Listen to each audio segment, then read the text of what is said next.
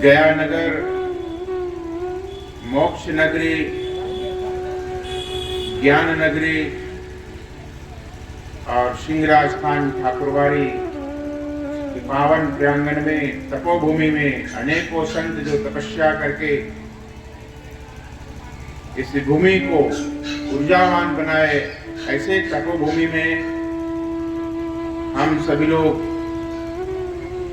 भगवान श्री राघवेंद्र सरकार के दिव्य पावन अनुष्ठान श्री राम महायज्ञ के हवन, कथा, प्रवचन, लीला के माध्यम से अपने जीवन को कृतार्थ करने का अवसर प्राप्त हुआ है। हम सभी लोग, हम सभी जीवात्मा धन्य हैं। व्यक्ति को जन्म जन्मांतर, कल्प कल्पांतर का जब पुण्य उदय होता है, तब शुभ समय, शुभ घड़ी, शुभ अवसर प्राप्त होता है। और ऐसे दिव्य अनुष्ठान में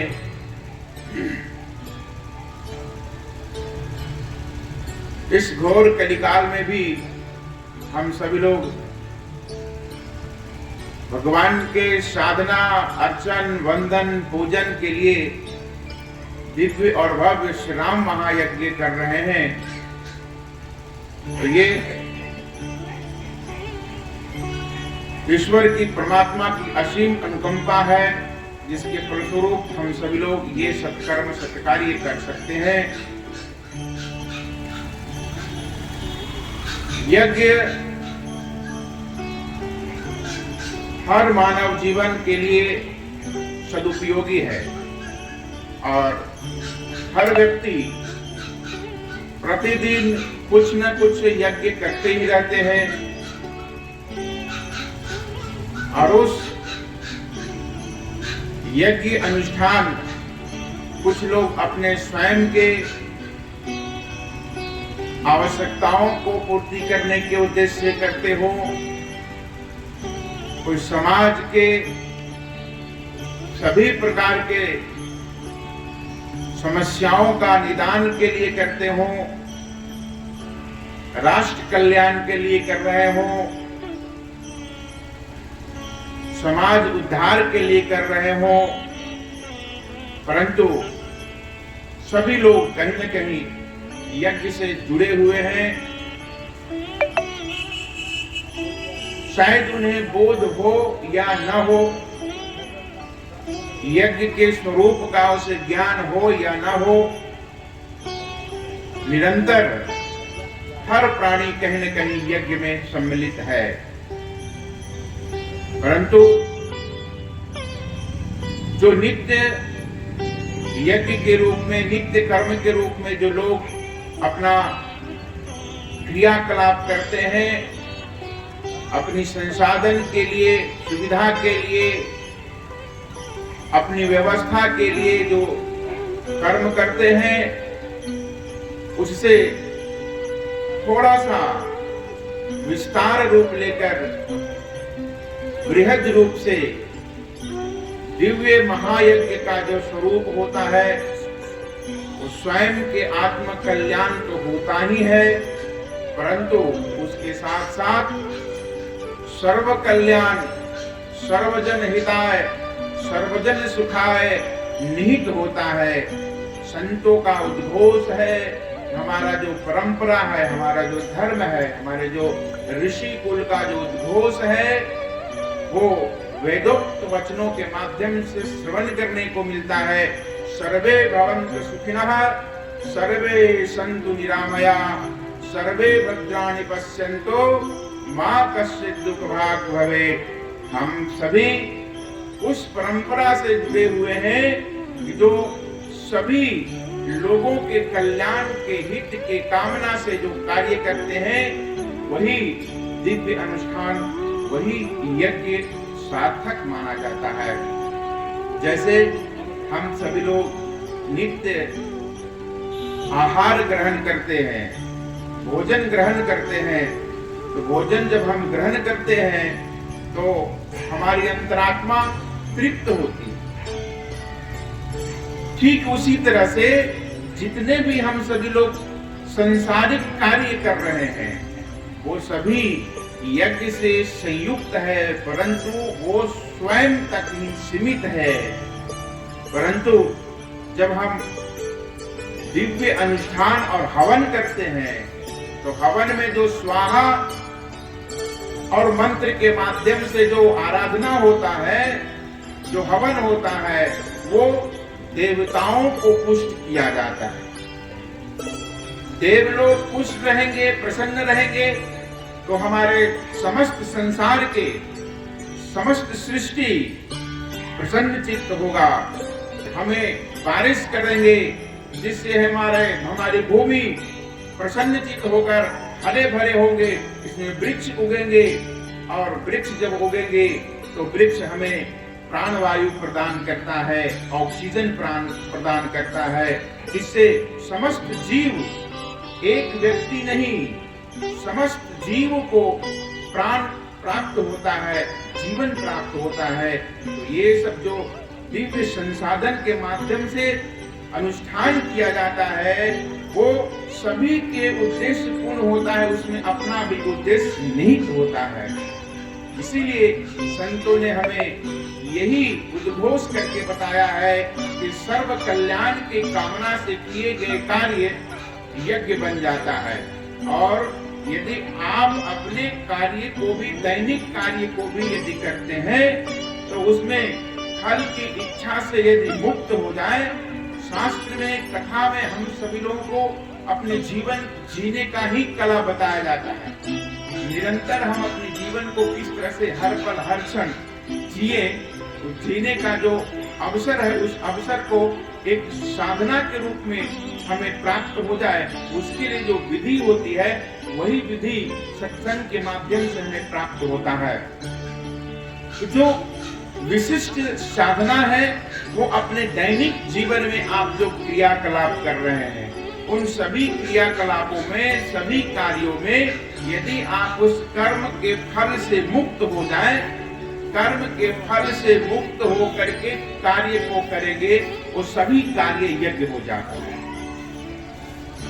भागवत में, गीता में भी उद्घोष करके ये वाक्य को, महावाक्य को बताया गया है, कर्मण्येवाधिकारस्तु मा फलेषु कदाचन मा कर्म फल हेतुर्भुर् माते संगोस्त्व कर्मणि। जिस कर्म को आप इच्छा से रहित होकर के, अपने फल की कामना से मुक्त होकर के आप करते हैं, वही कर्म यज्ञ बन जाता है। इसलिए हम सभी लोगों का जो जीवन है वो इसीलिए सार्थक बनता है कि हम लोग सर्वजन हिताय, सर्वजन सुखाय, सभी की कल्याण के कामना के साथ जो कर्म करते हैं वो यज्ञ बन जाता है। पूर्व काल में, प्राचीन काल में अनेकों ऋषि महर्षि राजाओं को साथ में लेकर के यज्ञ किया करते थे और उस यज्ञ के माध्यम से, अनुष्ठान के माध्यम से, तप के माध्यम से समस्त प्रजा सुखी होते थे। वैदिक वेद विधि परंपरा के अनुसार समाज का सुचारू रूप से संचालन करना ये वहाँ के राजाओं का दायित्व होता था। ऋषियों के मार्गदर्शन में रह करके इन सभी परंपराओं को सुचारू रूप से चलाते थे। इसलिए राम के समय में सभी लोग सुखी, दैविक भौतिक तापा, राम राज्य कछु काहू न व्यापा। इसलिए राम की जो हम लोग पूजन अर्चन, यज्ञ, हवन इत्यादि अनुष्ठान करते हैं, आवाहन वंदन करते हैं, उनके किए हुए, उनके कर्तृत्व के लेकर हम लोग उनका गुणगान करते हैं, उनको यशोगान करते हैं। क्योंकि हमारे देश में तो अनेकों देवता का भी अवतार हुआ है, परंतु सभी देवों में श्रेष्ठ भगवान राघवेंद्र हैं। उन्होंने मानव स्वरूप धारण करके हम सभी लोगों को जीवन यापन करके बताया है कि इस तरह से अपने जीवन को यापन करना चाहिए। अभी अभी आप सभी लोग बहुत सुंदर कथा श्रवण कर रहे थे। कथा का जो महत्व था वो भी श्रवण किए और भानु प्रताप की कथा भी आप लोगों ने श्रवण किया। तो अपने शक्ति को स्वयं के रूप में प्रयोग करना ही राक्षसी प्रवृत्ति है, जिसे हम रावण कहते हैं। और अपने शक्ति को समाज के लिए प्रयुक्त करना राम राज्य कहा जाता है। बस दोनों में मात्र एक छोटा सा लकीर का ही अंतर है, जो स्वयं के लिए शक्ति का प्रयोग करके दूसरे के धन को, संपदा को, स्त्री को और पृथ्वी को हरण करता है। और ऐसे जो कृत्य वाले व्यक्ति होते हैं, वही राक्षसी प्रवृत्ति का होता है, वही रावण का राज्य होता है। और जो स्वयं से मुक्त होकर के जनमानस के हित के लिए कार्य करते हैं, वही राम का राज्य होता है। सज्जनों, वर्षों तक हमारे जो आदि पुरुष थे, मनु और शत्रुपा की कथा हम सभी लोगों ने कल श्रवण किया। अपने वैदिक विधि परंपरा से समस्त संसार के प्राणियों को पालन किए। अंततोगत्वा उन्होंने तपस्या किया, वरदान प्राप्त किए। दशरथ और कौशल्या के रूप में वो अवतरित होकर के पुनः त्रेता युग में अपने संपूर्ण प्रजा को उसी वेद विधि से जीवन यापन करते थे और पालन करते थे। उनकी महाशक्ति दसों दिशाओं में, इसलिए उनको चक्रवर्ती कहा जाता था। यहाँ तक कि इंद्र के साथ में राक्षस लोग युद्ध करते थे, तो इंद्र भी अपने तरफ से सहयोग के लिए राम जी के पिता चक्रवर्ती सम्राट राजा दशरथ जी को बुलाया करते थे और फिर उस युद्ध में विजय प्राप्त होता था। इसलिए उनको चक्रवर्ती सम्राट राजा दशरथ जी महाराज कहा जाता है। दशरथ जी के रूप में अवतरित होकर जीवन यापन करते हुए, अनंत सुख का अनुभूति करते हुए, समस्त समाज को वेद विधि से पालन करते थे। यज्ञ अनुष्ठान उनके कुल गुरु वशिष्ठ के माध्यम से संपूर्ण निर्देशों का अनुसरण करना और यज्ञ आदि करके अपने जीवन को यापन करना उनका मुख्य दायित्व रहा करता था। जीवन यापन करते हुए अंततोगत्वा उनके मन में विचार आया, अंत समय में इस राज्य का उत्तराधिकार मैं किसे स्थापित करूंगा, उसकी चिंता सताने लगी। दशरथ जी महाराज चिंता करने लगे, क्योंकि उनका कोई पुत्र नहीं था।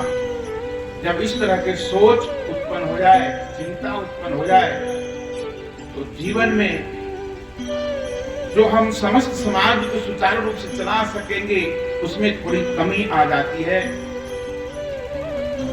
चिंतित होने के पश्चात एक बार वो अपने गुरु के पास गए।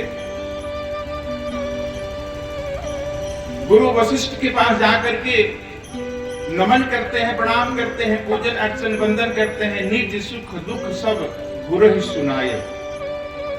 अपने सभी प्रकार के सामाजिक, व्यवहारिक, आर्थिक, धार्मिक सभी प्रकार के चर्चा अपने गुरु से करते हैं। निराशा युक्त वचन को सुनकर के गुरु जी महाराज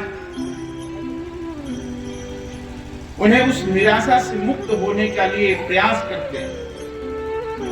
गुरु जी से कहे कि महाराज, मेरा कोई संतान नहीं है। जिस राजा का पीढ़ी नहीं होता है, आने वाले पुत्र नहीं होता है, उस राजा का एक तो मुक्ति नहीं होती है और दूसरा उस राज्य के प्रजा दुखी हो जाता है।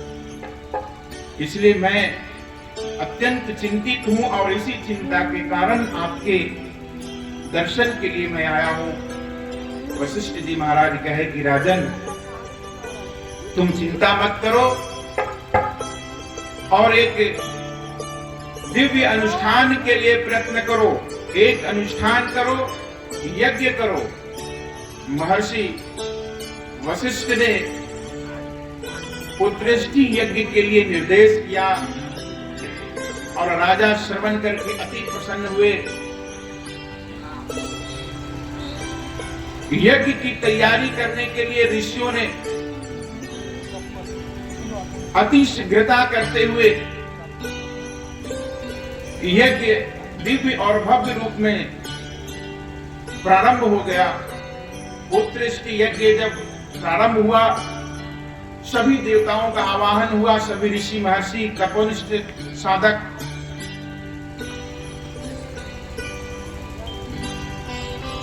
जिस तरह से अपने श्री राम महायज्ञ में हमारे विद्वान आचार्य के द्वारा आहुति दी जा रही है, यजमान भावपूर्वक उस पूजन में अपने आप को लगाए हुए हैं और सभी यहाँ के सभी भक्त परिवार तन मन धन से लगे हुए हैं। ठीक उसी तरह से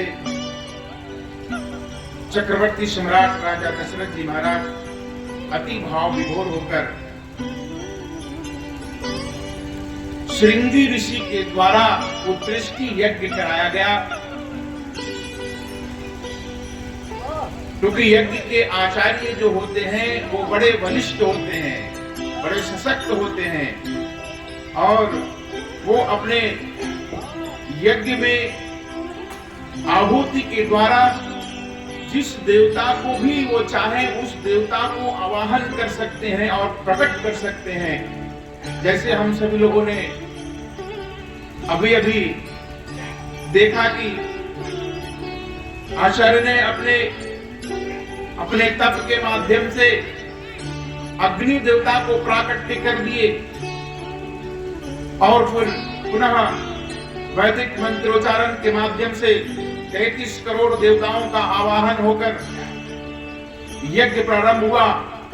ठीक उसी तरह से श्रृंगी ऋषि ने अपने तपोबल से यज्ञ में विशिष्ट रूप से मंत्रोच्चारण करके अग्नि देवता को प्रकट किए और अग्नि देव से जो संकल्प था वो संकल्प के अनुरूप अग्नि देवता प्रकट होकर के और हाथ में विष लेकर के प्रसाद लेकर के उनके संकल्प को पूर्ण करते हैं। श्रृंगी ऋषि के यज्ञ में जब साक्षात अग्नि देवता प्रकट होकर के और चरु प्रदान करते हैं, प्रसाद प्रदान करते हैं, तो राजा अनेकों प्रकार से खुश होते हैं और उस खुशी को कोई वर्णन नहीं किया जा सकता है। और उन्होंने वशिष्ठ जी ने महाराज आदेश दिया कि जाओ इस प्रसाद को अपने रानियों को खिला दो। राजमहल में जाकर के उस अवशिष्ट प्रसाद को चक्रवर्ती सम्राट राजा दशरथ जी ने प्रसाद प्रदान किया। तीनों रानी उस प्रसाद को प्राप्त करके अपने को धन्य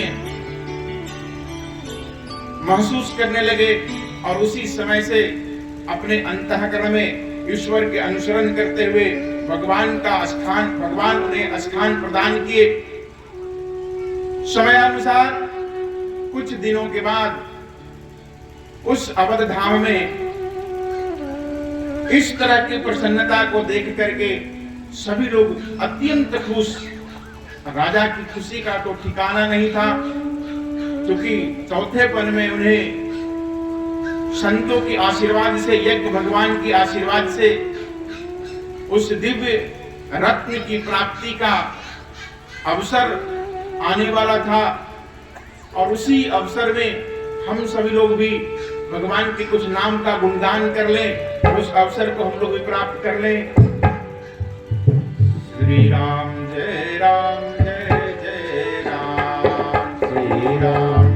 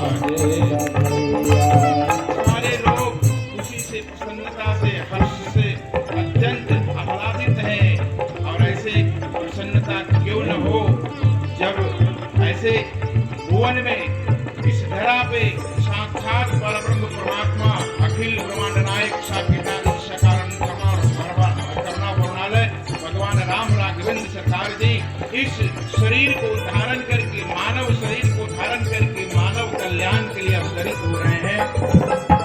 माताएं तो एक तरफ प्रसन्न भी हो रही है और थोड़ा अंतःकरण में एक विषाद भी है कि प्रभु आप ये चारों भुजा धारण करके अवतरित हुए हो, बताओ कोई लोग सुनेगा तो आज पड़ोस के लोग, समाज के लोग क्या कहेंगे? लोग कहेंगे कि दो हाथ वाले मनुष्य होते हैं, दो पैर वाले, आप ये जो चतुर्भुज धारण किए हो, ये चतुर्भुज धारण को मुक्त हो जाओ। और तुम तो जिस तरह से कोई सामान्य व्यक्ति आकर के और मुस्कुराते हुए दिखता है, खड़े हो जाता है, ठीक उसी तरह से आप बालक बनो, छोटा, और छोटा सा बालक बन के क्या करो? देखो, जब भगवान भक्त के वशीभूत हो जाते हैं तो जैसे भक्त कहता है भगवान भी वैसे करते हैं। माता जी कह रही है कि आप बालक स्वरूप धारण कर ले, और बालक स्वरूप धारण करके क्या करना है? रोना है। बहुत दिन तक हमको रुलाए हो, बहुत दिन तक सभी भक्तों को रुलाए हो, अब आज तुम रो लो, भक्तों के दुख को तुम अब दूर करो। जब आप रो लोगे तो फिर भक्त नहीं रो पाएंगे। इसलिए माता जी की इस वाणी को सुन करके भगवान बड़ी प्रसन्न होते हैं और प्रसन्नता के साथ लोचन अभिरामा तनु घनश्यामा निधि आयुध भुजधारी, जो चारों भुजाओं में आयुध धारण किए हुए थे भगवान, उससे मुक्त हो गए और छोटे से बालक के रूप में अपने माता के गोद में आकर के रुदन करने लगे। जब रोने लगते हैं,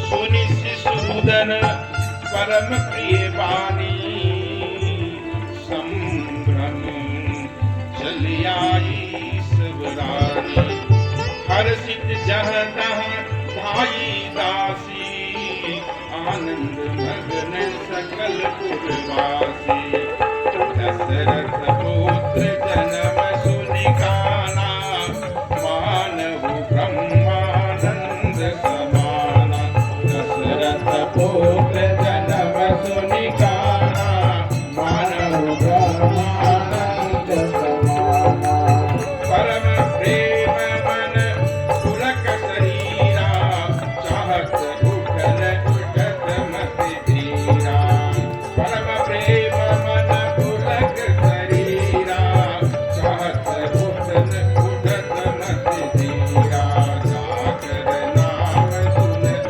सुख होई, मोहे गृह आबाद सोई, परमानंद पूरी मन राजा, कहा बुलाई बजावो बाजा, वशिष्ठ कर जयऊ हठारा, आए दुजन सहित लिखवारा, अनुपम बालक देखन जाई, रामपुर बननी जाई, श्री राम जय राम जय जय राम, श्री राम जय राम जय जय राम, श्री राम जय राम जय जय राम,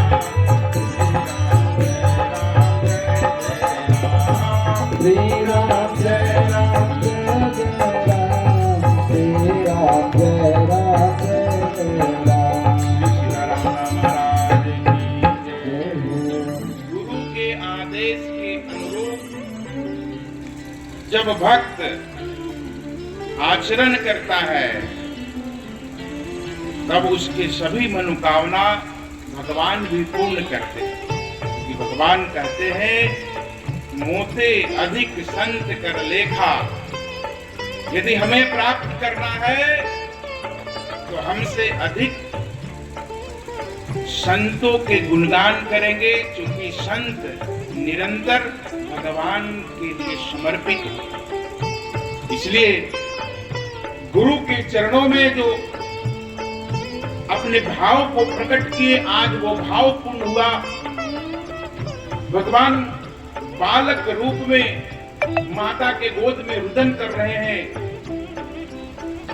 माता के गोद में रुदन करते हुए आसपास के जितने लोग सुने, दासी सभी लोग दौड़े आए, पड़ोस के लोग भी दौड़े आए।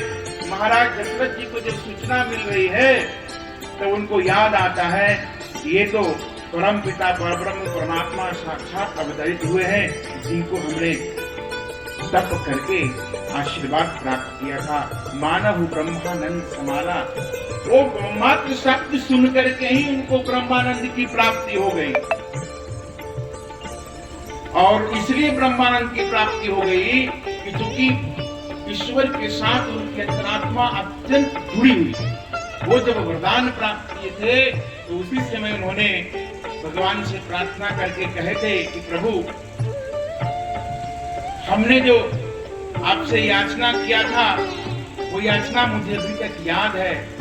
मैंने कहा था कि जिस तरह से जल के बिना मछली नहीं रह सकती, ठीक उसी तरह से मेरा भी जीवन आपके बिना न रहे, क्योंकि परमात्मा के बिना जीवन जीना व्यर्थ है।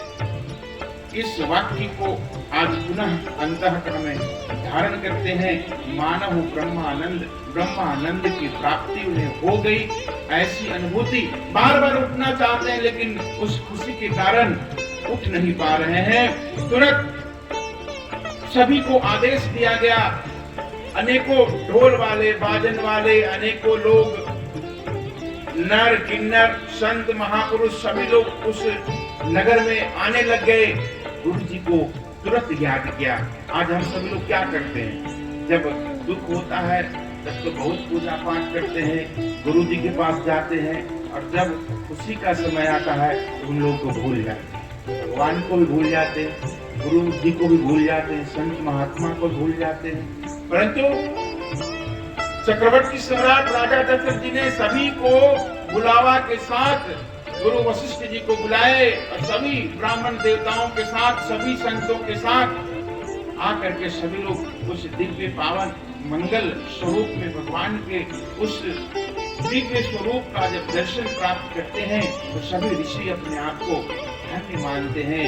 ऐसे परमात्मा का दर्शन आज हम सभी लोगों को प्राप्त हुआ।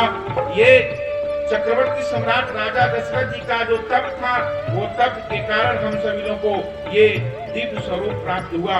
और आने के बाद गुरु जी महाराज क्या करते हैं, संस्कार करते हैं। आज हम सभी लोग अपने बच्चों के बारे में कुछ पता ही नहीं, संस्कार क्या है पता नहीं है। 16 संस्कार होता है, 16 संस्कार जब पूर्ण होता है तब एक व्यक्ति पूर्ण रूप से उसमें मनुष्यत्व स्थापित होता है। परंतु आज हम सभी लोग उस चीज को, उस क्रम को, उस संस्कार को, उस व्यवस्था को धीरे धीरे भूल चुके हैं। भूलने के कारण हमारे में अनेकों प्रकार की विकृति, अनेकों प्रकार का विच्छेद उत्पन्न हो रहा है। समाज धीरे धीरे खराश में जा रहा है। संस्कार का मतलब है शुचिता, संस्कार का मतलब है उसको संवारना, संस्कार का मतलब है उसे आदर्श योग्य बनाना। जैसे हम धान बोए हो, धान धीरे धीरे बड़ा होता है, फिर वो फल लगता है, फल लग करके वो धान बन जाता है, पक जाता है, घर हम सभी लोग ले आते हैं, फिर उसको विधि किया जाता है। धान को ऐसे तो खा नहीं सकते, धान को खा सकते नहीं, खा सकते। धान को खाएंगे तो हमें हानि करेगा। तो उसको वो जो विधि किया जाता है, धान के छिलके को निकाल करके और उसे चावल स्वरूप में स्थापित करना, और फिर उसको अपने भोजन के योग्य बनाना, और उस भोजन के योग्य बना करके अपने जीवन दायिनी शक्ति के रूप में उसे प्राप्त करना, और फिर उसे भोजन प्राप्त करके अंतरात्मा को तृप्त करता है। कब करता है? जब उसे इतने सारे विधि से गुजरने पड़ते हैं। लेकिन जब मनुष्य जब जन्म लेता है, उसके लिए हम लोग क्या करते हैं? कुछ भी नहीं कर पाते हैं, क्योंकि हमें ज्ञान ही नहीं है कि इसे करना क्या चाहिए। तो यही सब कथा में जब हम लोग आते हैं तो कथा में हम लोग को यही जानने और सुनने को मिलता है। गुरु जी आके क्या करते हैं? नंदी मुख श्राद्ध करि जात करम सब किन। आटक धेनु वसन बनी नृप विप्रण तह दिन। नंदी मुख श्राद्ध आदि किया जाता है, जात कर्म किया जाता है, ये सभी संस्कार की विधियां हैं। अब जब विस्तार रूप में कभी हम आपको अमृतमय कथा और भी अवसर मिलेगा तो विस्तार रूप में समझाएंगे संस्कार के बारे में। आइए, अनेकों प्रकार के जो संस्कार है 16 प्रकार के, वो 16 प्रकार के संस्कार बालक के लिए किया जाता है। तब बालक एक दिव्य मनुष्य के रूप में अवतरित होते हैं और इन सभी प्रकार के संस्कारों को जात कर्म से लेकर के नंदी मुख श्राद्ध आदि करके उन्हें नामकरण संस्कार विधि आदि जब होता है तो गुरुदेव ने उन्हें बड़े भैया को राम के नाम से उन्हें संबोधित किया कि ये जो बड़े भैया हैं इनका नाम हमने राम रखा है। तो जो वशिष्ठ जी महाराज गुरुदेव जी आज तो नाम रखना हो बच्चे को तो कहाँ जाते हैं? गूगल में, गूगल से पूछते हैं मेरे बच्चे का नाम क्या होगा। अरे गूगल क्या बताएगा बच्चे का नाम? आप अपने पुरखों के माध्यम से, अपने परंपरा के माध्यम से उसका नाम को अवधारित करो। और आपको नहीं ज्ञात हो तो अपने जो गुरु पुरोहित है, ब्राह्मण है, उनसे जाकर के बैठ करके उनसे पूछो। और यथा नाम तथा गुण, जैसा नाम होगा बालक के अंदर में वैसा संस्कार उत्पन्न होगा। अब आज के नाम से तो टुन्नू मुन्नू ढुन्नू कुन्नू नाम रख दे तो वो बालक भी वो ढुनमुन हो जाए। फिर वैसे ही बालक क्या करता है, माता पिता के फिर वो देवता नहीं मानता है। ऋषि महात्मा लोग कितना भी बताए, मातृ देवो भव, पितृ देवो भव, आचार्य देवो भव, अतिथि देवो भव, कितना भी हम लोग करते रहे, लेकिन हम लोग ने ही गलती किया है कि उसके अंदर में हमारे अंतःकरण में जो संस्कार है वो संस्कार नहीं मिला है। उसकी क्या गलती है? तो माता पिता में वो भी बच्चा जो है भगवान का रूप नहीं देखता, देवता का रूप नहीं देखता। अब जब जैसे कोई मंदिर में जाते हैं, देवत्व में जाते हैं, देवस्थल में जाते हैं तो हम नमन करते हैं। अब मान लो रास्ते में बहुत सारे ईंटे पत्थर रखे हैं तो हम कहाँ देवता मानते हैं? वो भी बच्चे में वो संस्कार हम नहीं प्राप्त प्रदान कर पाए, जिसके कारण बच्चे भी हमें देवता के रूप में माता पिता को नहीं मानता है। वो सिर्फ ये साधारण सा एक व्यक्ति के रूप में वो माता पिता को मानता है और माता पिता को सिर्फ पालन पोषण का अधिकार है। यही सिर्फ जानता है कि हमें तुमने पैदा किया है तो तुम हमको पढ़ाओ और हमको रोटी के लिए हमको तुम व्यवस्था करो, बस इतना ही जानता है। ये नहीं जानता है कि माता पिता देवता के रूप में होते। मातृ देवो पितृ देवो ये कौन बताएगा? गुरुदेव ने उस दिव्य नाम से संबोधित करके महाराज के प्रथम जो पुत्र थे राम जी, उनको नाम प्रदान किए। राम नाम जो है वो राम नाम कलि अभिमत दाता। उसी समय उन्होंने नाम देते हुए ही बता दिए कि महाराज ये जो नाम है एक कलिकाल के मल को समन करते हैं। वेद में उच्चारित किया गया है, राम के नाम का वेद में उच्चारण किया गया है कि अनेकों नामों में श्रेष्ठ नाम राम है। दूसरे भाई भरत के नाम से उनको संबोधित किया। दूसरे भाई को भरत के नाम संबोधित करके उनको नामकरण किया गया। तीसरे भाई लक्ष्मण के रूप में और चौथे भाई शत्रुघ्न के रूप में दशरथ जी महाराज ने गुरु को और उनके साथ आए हुए सभी ब्राह्मण देवताओं को न जाने कितने हाथी घोड़ा रत्न धन धान्य वस्त्र इत्यादि से अलंकृत किए। और जितने भी किन्नर मागध ये सभी लोग बंदी जन गुणगान करने वाले थे, इन लोगों को भी सबको विधिवत अन्न धन दान से सभी को प्रसन्नचित्त किए और प्रसन्नता पूर्वक सभी लोग आशीर्वाद दिए। और अंत में महाराज जब सभी लोग दर्शन करने के लिए आए थे तो उसी दर्शन काल में सभी देवता आए, ग्रह आए, और ग्रह और देवता सभी लोग आए तो भाई सूर्य भगवान क्यों बैठे रहे? वो सोचे कि हमारे कुल में, सूर्य कुल में जब ब्रह्म का आगमन हुआ है तो जैसे ही भगवान सूर्य वो 12 बजा था और 12 बजे वो वहीं पे अटक गए। हिलना चलना डुलना बंद, रथ समेत रवि था के निशा कवन विधि होए। सूर्य भगवान का रथ के साथ में सूर्य भगवान टकटकी लगा करके देखने लग गए भगवान राघवेंद्र का उस छवि को। अब रात्रि कैसे हो, रात्रि विह्वल हो गया, परेशान हो गया कि भाई आप आगे बढ़ो तब तो मेरा नंबर आए, अब आगे वाला आगे बढ़े तो पीछे वाला का नंबर आए। सूर्य भगवान बढ़ ही नहीं रहे, रात्रि हो ही नहीं रहा है, दिन ही दिन, वो भी 12 बजे जिस समय उनका अवतार हुआ वही। अंत समय में 1 महीने तक सूर्य भगवान भूल गए कि हमको चलना हिलना डुलना भी, आगे काम करना है, हमें जो दायित्व दिया गया है। तब वो उनको बोध हुआ कि हमें आगे बढ़ना है, वो आगे निकल जाते हैं। फिर रात्रि का अवसर आता है, रात्रि आकर के शिकायत करते, महाराज ये अन्याय आपने किया, आपने अवतरित होकर के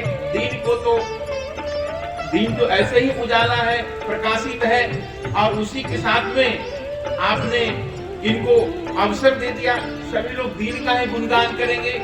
रात्रि को बताए कोई चिंता मत करो, धीरे से कान में बता दिए, देखो जो मेरा नाम है वो राम है, लेकिन तुम्हारी शिकायत नहीं हो इसलिए तुम्हारा नाम हम अपने पीछे लगा लेते हैं। इसलिए राम जी को क्या कहा जाता है? रामचंद्र भगवान की। वो चंद्र को साथ लगा लिए, कहे कि हमारा कुल सूर्य हो सकता है लेकिन हमारे नाम के साथ तुम्हारा भी गुणगान होगा, इसलिए रामचंद्र साथ में समाहित कर लिए। तो भगवान जो होते हैं सभी भक्त के मनोकामना को पूर्ण करते हैं, परंतु अपनी मनोकामना सात्विक हो, परमात्मा के साथ निर्दोष हो तो भगवान उसे सेवन करते हैं और सेवन करके मनोवांछित फल को प्रदान करते हैं। इस तरह से अनेकों लोग, अनेकों ऋषि महर्षि उस अवसर को, उस क्षण को, दर्शन को प्राप्त करना चाहते थे महाराज। तो महाराज भोलेनाथ जी क्यों पीछे रहे? वो भी कहने लगे कि महाराज हम भी अब दर्शन करना चाहते हैं, क्योंकि भगवान राम तो उनके इष्ट हैं। भगवान राम उनके इष्ट हैं, उनका अवतार हो गया और कैलाश पे बैठे बैठे चिंतन कर रहे हैं कि महाराज वहां जाएंगे, ये वेशभूषा में जाएंगे तो मुझे कोई लोग जाने नहीं देगा, और अंदर राजमहल में कैसे प्रवेश किया जाए, अनेकों प्रकार के विचार किए। फिर उनको विचार आया ज्योतिषी का रूप धारण कर। ज्योतिषी का रूप जब धारण कर लेंगे तो बालक जब जन्म लेता है तो उसके रेखा दिखवाने के लिए, भाग्य दिखवाने के लिए उसके घर के माताएं परेशान रहती हैं कि देखिए महाराज इसका क्या भविष्य है, इसकी शादी कैसे हो। सबसे ज्यादा शादी की चिंता रहती है, इसकी बहू कैसी आएगी वो चिंता ज्यादा होती है। तो वो ज्योतिषी के रूप धारण कर लिए। काकभुसुंडी जी महाराज विचार किए कि बाबा हम भी आपके चेला हैं, हमें भी आप साथ लेते चलिए, हम भी भगवान का दर्शन करें। आप बताओ, हम तो मुश्किल से अपना कुछ उपाय ढूंढे हैं, तुम कह रहे हो कि हम भी चलेंगे। आप ठीक है, चेला का रूप धारण कर लिया वो भी, और एकदम वृद्ध जर्जर अवस्था में अपने स्वरूप को निर्माण किए। और काकभुसुंडी जी छोटा सा बालक बन के उनके साथ घूमने लगे नगर में घूमते घूमते सभी जगह जहां जहां चौराहे पे देखे। अब उनको तो जो स्वयं ही कालों के काल महाकाल हैं, तो उनके तो सभी के भविष्य के बारे में ज्ञान है ही, तो सभी को हाथ देकर के चौराहे पे बताने लगे कि तुम्हारा कितना भाई है? तुम्हारा 3 भाई है, तुम्हारा 4 भाई है, तुम्हारा 1 बहन है, तुम्हारे पिताजी अभी इतने उम्र के हैं। और ये सारे जब आवाज गूंजने लग गए महाराज नगर में, सभी लोग कहा कि अरे एक ऐसा ज्योतिषी आया है कि सारे लोगों को भाग्य भविष्य सब कुछ बता देते हैं। तो यहाँ तक कि महल में भी, राजमहल में भी ये घोषणा चली गई। ये सूचना सुनते ही माता जी खुश हो गई। चलो वो ज्योतिषी को बुलाने के लिए एक दूत को भेज दिए, महाराज ज्योतिषी आ जाइए आप भी राजमहल में, रनिवास में। और जब रनिवास में वो आते हैं, भगवान के दिव्य स्वरूप का जैसे ही वो दर्शन प्राप्त करते हैं, उनकी आंख से आंसू निकलते हैं। माता जी कहते हैं कि बाबा आप रोते क्यों हो? हमारा बालक में कोई अपशगुन है क्या? कुछ भी नहीं बोलते, क्योंकि वो तो भगवान के उस छवि को देख करके विह्वल हो गए, जिसे हम आजीवन जाप करते हो, चिंतन करते हो, मनन करते हो। वो यदि हमें साक्षात हमारे सामने दर्शन प्रदान करते तो उसका अंतरात्मा जो स्वयं द्रवीभूत हो जाता है, उसे रोना नहीं पड़ता, अपने आप ही आंसू छलक जाते हैं। भगवान शिव अपने आप को मनाने का प्रयास करते हैं, अपने आप को रोकने का प्रयास करते हैं, फिर भी उस दिव्य स्वरूप का दर्शन करके आंसू नहीं। कुछ देर तक के लिए ध्यानावस्था माता जी उनको हिलाती, पीछे उनका छोटा सा शिष्य के रूप में जो काकभूषुंडी जी गए महाराज, वो उनको जगाए। भगवान के उस छवि को पुनः देख करके उनके हस्तरेखा को बताने लग गए कि नहीं नहीं, मैं रो नहीं रहा हूँ, ये बालक में कोई अपशकुन नहीं है, ये बालक साक्षात ब्रह्म का स्वरूप, और इनके नाम से ही आप सभी लोगों का नाम चलेगा। माता पिता का यश का गुणगान इस बालक के ही नाम से चलेगा, और इनका विवाह इस संसार के सबसे श्रेष्ठ कन्या के साथ में इनका विवाह होगा। गुरुदेव एक ऋषि आकर के इन्हें मांग करके ले जाएंगे, आप सभी लोग इन्हें मना मत करना, जाने देना। उसी समय इनका विवाह होगा और सुंदर कन्या के साथ विवाह होगा, जो संपूर्ण विश्व में, संपूर्ण धरा पे उनका कीर्ति का गान होगा। इन सभी बातों को भगवान शिव ने बताए। अंत में उनके साथ में जो काकभूषुंडी जी महाराज कहे कि हम भी यहाँ पे साथ में हैं। शिव जी महाराज कहे कि भैया हमारा थोड़ा आंख कमजोर है, वृद्धावस्था के कारण बहुत सारे रेखाएं देख नहीं पाता हूँ। हमारा चेला है, ये देख करके कुछ बताएगा, तब हम उसका निष्कर्ष बताएंगे। काकभूषुंडी जी महाराज के हाथ में लल्ला को दिए। लल्ला को देख करके काकभूषुंडी जी क्या बोलते, कई जन्मों तक काकभूषुंडी जी महाराज राम के लिए तपस्या करते, राम जी का दर्शन प्राप्त करके पुनः धीरे धीरे लोग अपने अपने गंतव्य स्थान को चले जाते हैं। नगर में बहुत सारे खुशियां मनाई जा रही है। धीरे धीरे सभी समाज के लोग अवध में बधाइयां बज रही है। भगवान राम धीरे धीरे बड़े हो रहे हैं। इधर जंगल में अनेकों प्रकार के आतताई, अनाचारी, भ्रष्टाचारी, अनेकों प्रकार के असामाजिक तत्व धीरे धीरे समाज को अशांत करने का प्रयास कर रहा है। मारीच, शिवाहु, रावण के भेजे गए दूत विश्वामित्र जी महाराज जब जप करते थे, तप करते थे, यज्ञ करते थे, तो उसमें ऋषियों को जप तप करते हुए राक्षसों ने हाड़ मांस आदि डाल दिया करते थे। जैसे ये कलिकाल है, आज अनेकों प्रकार का विघ्न आपको शुभ कार्य में मिलेगा। उस समय भी अनेकों प्रकार के अशुभ कार्य करने वाले विघ्नकारी समाज ऋषियों के यज्ञ में बाधा डालने का कार्य करते थे, उन सभी प्रकार के विघ्नकारी तत्वों से मुक्त होने के लिए विश्वामित्र जी महाराज ने विचार किया कि अब मुझे रक्षा की आवश्यकता है, सुरक्षा की आवश्यकता है, तब हम अपने यज्ञ को पूर्ण कर सकते हैं, अपने अंतरात्मा में पुनः परमात्मा को स्मरण करते हैं और उनको ज्ञान होता है कि चक्रवर्ती सम्राट राजा दशरथ जी के यहाँ भगवान के स्वरूप में ही राम, लक्ष्मण, भरत, शत्रुघ्न के रूप में 4 रत्न अवतरित हुए हैं। अब वहां से जाकर के विचार की कि मैं उन चारों पुत्रों में से 2 पुत्र को मैं मांग करके लाऊंगा और इस यज्ञ का रक्षा करेंगे। इसलिए हम आप सभी लोगों से बार बार निवेदन करते हैं कि यज्ञ बहुत, हम अपने जीवन में बहुत सारे यज्ञ देखे किए, परंतु जो यज्ञ का अवसर प्राप्त होता है उसमें निश्चित रूप से जा करके अपना समय का योगदान करो।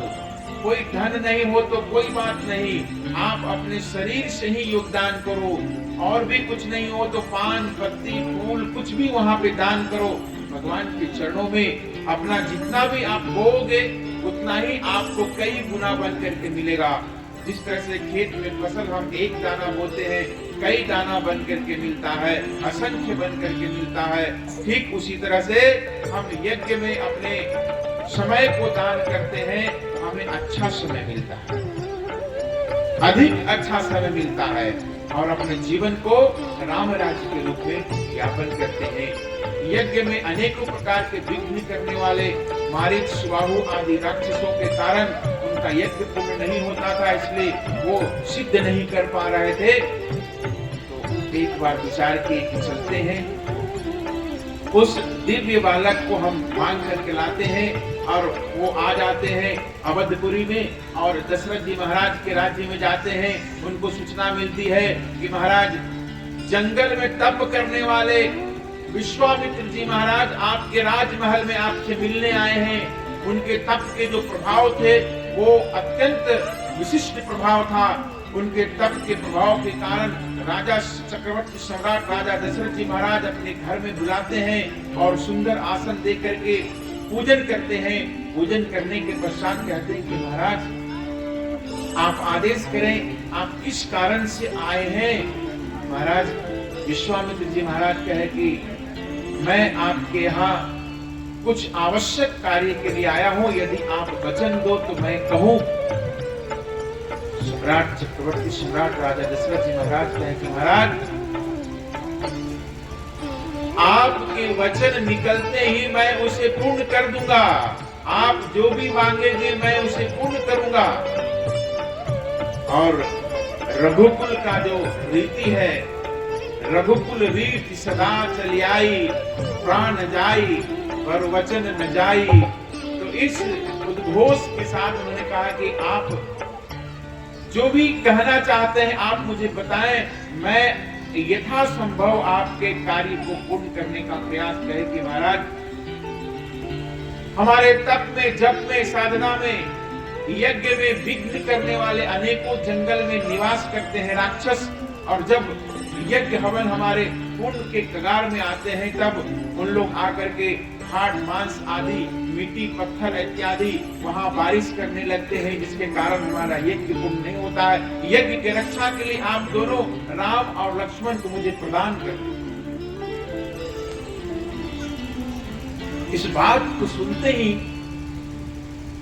चक्रवर्ती सम्राट राजा दशरथ जी को जैसे किसी प्रकार का कोई मणि हो और मणि को कोई खींच लेता हो, ऐसे उन्हें झटका लगा। महाराज आप महात्मा हैं, आपको इससे अधिक मैं कुछ नहीं कह सकता, लेकिन आपने विचार नहीं किया, आपने विचार नहीं किया। आपको पता होना चाहिए कि मुझे चौथे पन में पुत्र रत्न की प्राप्ति हुई और अभी कुछ ही क्षण हुआ और हम अच्छे ढंग से उसके साथ में रह भी नहीं पाए और आप मुझे उससे दूर करना चाहते हैं। आप महात्मा होकर के इस तरह से हमसे याचना कर रहे हैं। विश्वामित्र जी महाराज कहे कि कोई बात नहीं, आपने मुझे बताया कि आप मुझे बताइए क्या चाहिए, और इस वचन को सुन करके हमने आपको बताया। आपकी इच्छा, यदि आपकी प्रसन्नता हो तो, नहीं तो मैं चला जाता। गुरु वशिष्ठ वहां पे विराजमान थे।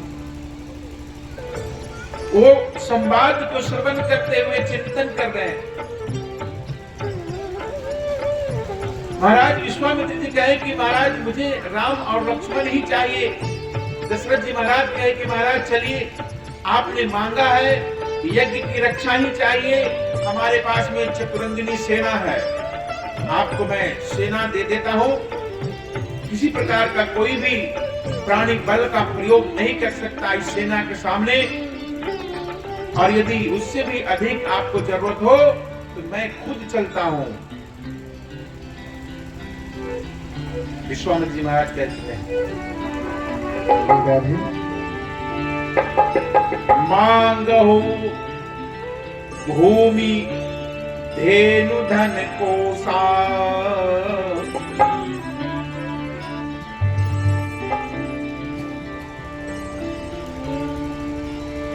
महर्षि आप हमसे यदि दो ही शब्द के नाम वाला मांगना चाहते हैं, राम को ही मांगना चाहते हैं, तो मैं दो ही अक्षर वाला दूंगा आपको। कौन सा? मांग भूमि, भूमि दो अक्षर, धेनु गाय, धन दो, कोस जितना भी आपको चाहिए थी, आप दो अक्षर का ही मांग करना चाहते हैं। मैं सब कुछ आपको प्रसन्नता पूर्वक प्रदान कर दूं, परंतु राम देत नहीं बनत कुसुम। ये सब कुछ आप ले लो, आप मुझे भी ले लो, मेरा धन ले लो, राज ले लो, कोष ले लो, भूमि ले लो, सब कुछ, परंतु राम देत नहीं बनत गोसाई, राम को मुझसे मत मांग। क्योंकि उन्होंने, उनका जो संकल्प था कि मणि बिनु फनी बिनु जल बिनु मीना, मणि बिनु फनी बिनु जल बिनु मीना, तैसे ही मम रघुनाथ विहीना। वो मुझे स्मरण आ रहा है, जिस तरह से मणि के बिना सर्प रह सकता है, जल के बिना मछली भी जीवन यापन कर सकता है, परंतु मेरा जीवन इस रघुनाथ के बिना नहीं यापन हो सकता है। इस शब्द को पुनः बार बार चिंतन कर रहे हैं, और इसी विस्मय स्थिति में वशिष्ठ जी महाराज चिंतन करते हैं कि लगता है कि यहाँ पे यदि हम हस्तक्षेप नहीं करेंगे तो काम सार्थक रूप से आगे नहीं बढ़ेगा। उन्होंने जाकर के चक्रवर्ती सम्राट राजा दशरथ जी को समझाते हैं कि राजन, आप चिंता मत करो, जिस तरह से आप पिता हो, ठीक उसी तरह से विश्वामित्र जी महाराज अपने पुत्रवत इसको रक्षित रखेंगे, और राम को साथ में ले जाकर के यज्ञ की कार्य के लिए इनको स्थान देंगे, और फिर इस कार्य से इनका नाम और कीर्ति और यश बढ़ेगा, और आपका भी यश और कीर्ति बढ़ेगा, प्रसन्नता हो। जैसे ही राम जी के देने के लिए अंदर में संकल्प उठता है, राम और लक्ष्मण दोनों तैयार हो जाते हैं। घर में जाकर के माता जी को प्रणाम करके आते हैं, पिताजी को प्रणाम करते हैं, गुरु जी को प्रणाम करते हैं, और धनुष बाण लेकर के विश्वामित्र जी के साथ चल देते हैं। राम और लक्ष्मण को साथ में लेकर के जो विश्वामित्र जी को प्रसन्नता हुई, वो आह्लाद, वो प्रसन्नता विश्व विख्यात है। और अब वो जाते हैं जंगल में, अनेकों प्रकार के जो विकृत विकार उत्पन्न करने वाले राक्षसी शक्ति है उसको समाप्त करते हैं, शमन करते हैं। इन सभी कथाओं को हम सभी लोग अगले सत्र में श्रवण करेंगे। आज की कथा यहीं पे विराम ले रही है और हमारे रास बिहारी तो पूरी तरह से तैयार ही हैं, तो सोच रहे हैं कि महाराज कब जल्दी कर दें कि हमारा समय जल्दी से जल्दी प्राप्त हो जाए। तो आइए 2-4 शब्द हम लोग भगवान के नाम का उच्चारण करेंगे।